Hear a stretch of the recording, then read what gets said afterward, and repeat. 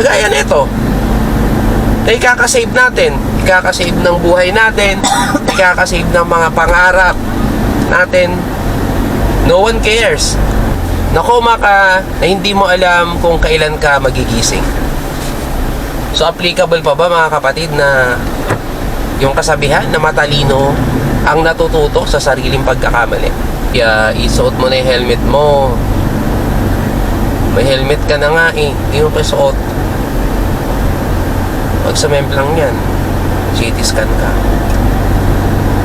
Ganito mga kapatid yung nakakalungkot. Ayan, yan may helmet na. Pero nasa nakalagay yung helmet? Sa siko. Yan yung mga masakit sa mata na para sa akin na nakikita ko sa kalsada. Kasi may dala ka na eh, ba't hindi mo pa isuot?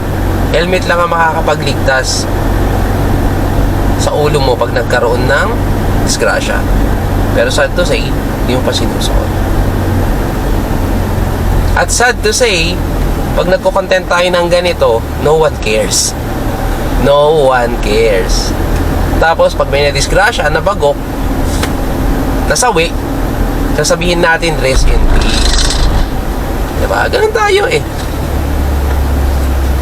Mas gusto pa nating i-share yung mga kalokohan kaysa sa mga bagay-bagay na ikakaligtas ng kapwa-tao. Eh sa mga bagay-bagay na ikakaligtas ng kamag-anak mo. Kasi pag napanood ng kamag-anak mo to at na-convince no, na mag-suot ng helmet, mag-helmet yan. Diba? Yan o, sayang na sayang yung helmet. Promise. Hindi ko maintindihan yung driver. Pag ako driver niyan, pagsusuotin ko ng helmet to, pag hindi magsuot ng helmet, baba ka na lang. Kasi napakalaking sakit na ulo. Napakalaking sakit ng ulo, mga kapatid, mga kaibigan, kapag sumemplang kayo, kagaya niya, nasa harap ha. Yan, may pulis. No, napakalaking sakit ng ulo pag sumemplang at walang helmet. Kasi mga kapatid, isuot mo na kasi. O yan, may dumaan na pulis, isusuot niya. Ayan, susuot niya. Ayan, ganyan tayo sa Pinas. Nagsusuot tayo ng helmet. Bakit? Kasi mahuhuli ka. Kasi mahuhuli tayo. Pero yung thinking mga kapatid na nagsusuot tayo ng helmet, magsusuot tayo ng helmet para sa proteksyon ng ating utak, malabo. Ganyan katigas ng ulo, ganyan ang pagkaintindi.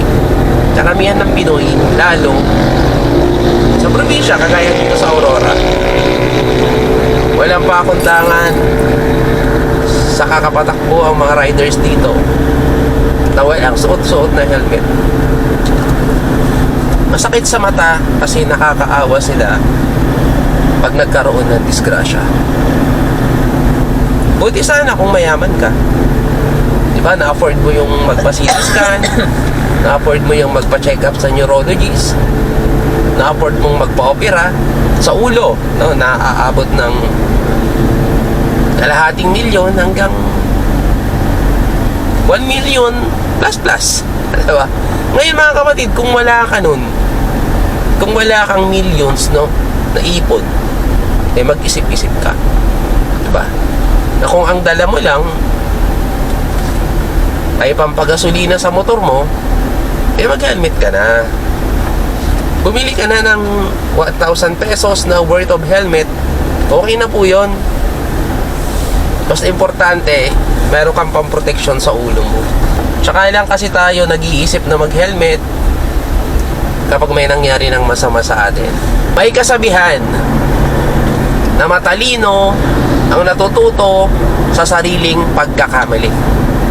Question: paano po kagaya niyan, hindi ka nag-helmet? Semplang ka, nakasagasa ka ng bato, nakasagasa ka ng pusa, nakasagasa ka ng baka, nabagok yung ulo mo, nakoma ka na hindi mo alam kung kailan ka magigising. So applicable pa ba mga kapatid na yung kasabihan na matalino ang natututo sa sariling pagkakamali. Paano ka babangon yan? Paano ka babawi niyan? Nakoma ka na. At sadly, hindi mo alam kung magigising ka pa o hindi na.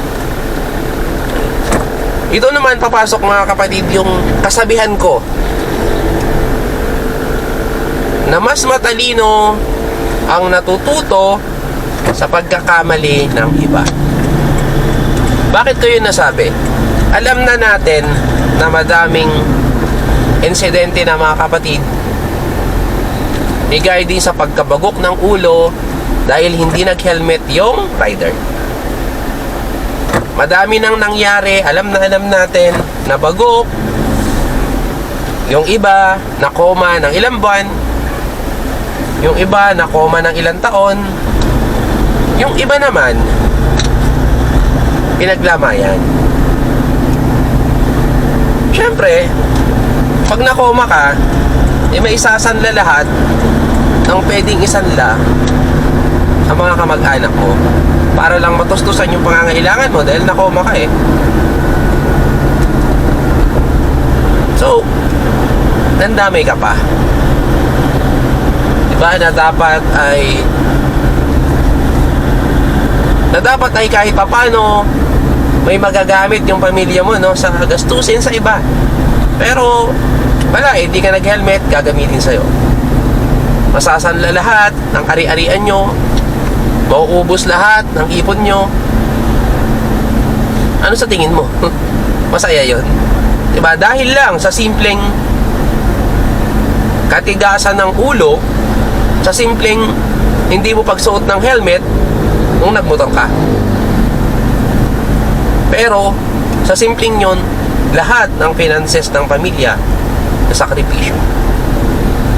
Lahat ng ipon ng pamilya, lahat ng plano ng pamilya, kinabukasan ng pamilya naglaho. Dahil again, sa simpleng batas na hindi natin sinusunod, dahil nga tigas ng ulo natin eh. Sa isang banda, hindi rin kasi sinishare ng iba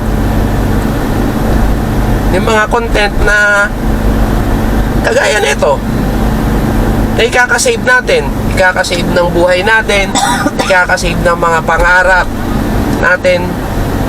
No one cares, diba? Sasabihin ko na naman, no one cares. Tsaka lang tayo nagkakaroon ng care pag nakoma na. CT scan lang mga kapatid, 5,000 yan. Sama mo pa yung neuro, 1,500 yan. Eh kung dito ka nadisgrasya, dito nabagok ang ulo mo sa Aurora, walang facility dito na pwede kang i-treat. Diba? So, hanggang mangyayari yan, itatakbo ka sa Cabanatuan, it takes 3 hours para makarating ka doon. At again, kung wala kang budget, sabi ko nga, panggasolina lang yung dala mo, pangkain, pansigarilyo, pag nagsisigarilyo ka, ay kawawa. Kawawa po ang pamilya mo. Tapos, ang pangarap ng bawat isa. Kasi hindi ka naman pwedeng pabayaan. Diba? Kaya madadamay lahat eh. Kuya mo, ate mo, pinsan mo, tatay mo, nanay mo. Lahat, buong angkan yan, madadamay. Siyempre, mahal ka ng mga yan, dadamayan ka. Again, nangyari yun, bakit? Sa katigasan ng ulo eh. Helmet lang, di ka makapagsuot. Nasa batas naman yan, Republic Act 10054 as stated,